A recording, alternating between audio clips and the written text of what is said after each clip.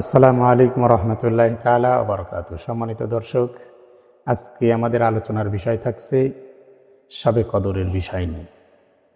আমরা অনেকেই মনে করে থাকি শবে কদর শুধুমাত্র কেবলমাত্র রমজানুল মাসের শেষ ২৭ তারিখে হয়তোবা, এটা অনেকের ধারণা। অনেকেই মনে করে থাকে ২৭শে রাত্রেই শবে কদর। আসলে না, এটা আমাদের ভুল ধারণা।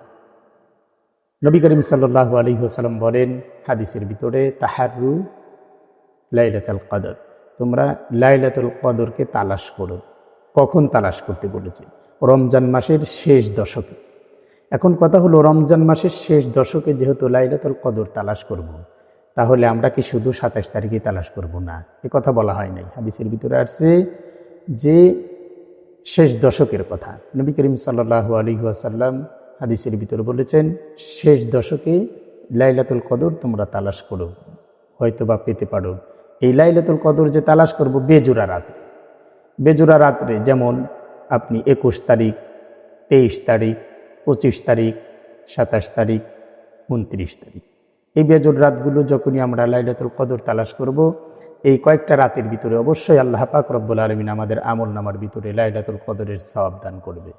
এজন্য আমরা শেষ দশকের ভিতরে লাইলাতুল কদর, শেষ দশকের বেজোড়া রাতগুলোতে আমরা লাইলাতুল কদর তালাশ করব।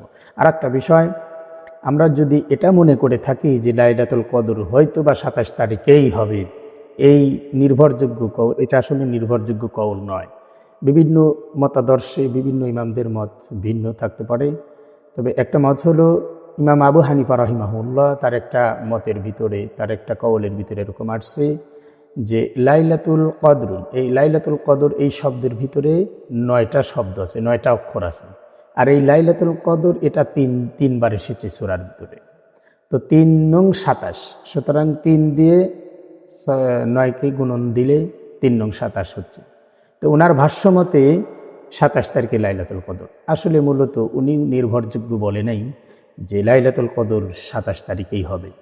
ওনার একটা মত, একটা কৌল তিনি আলোচনা করেছেন।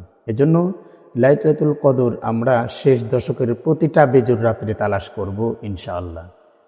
প্রত্যেকটা বেজোর রাত্রে যখন আমরা তালাশ করব, একটা না একটা রাত্রে আমরা পেয়ে যাব।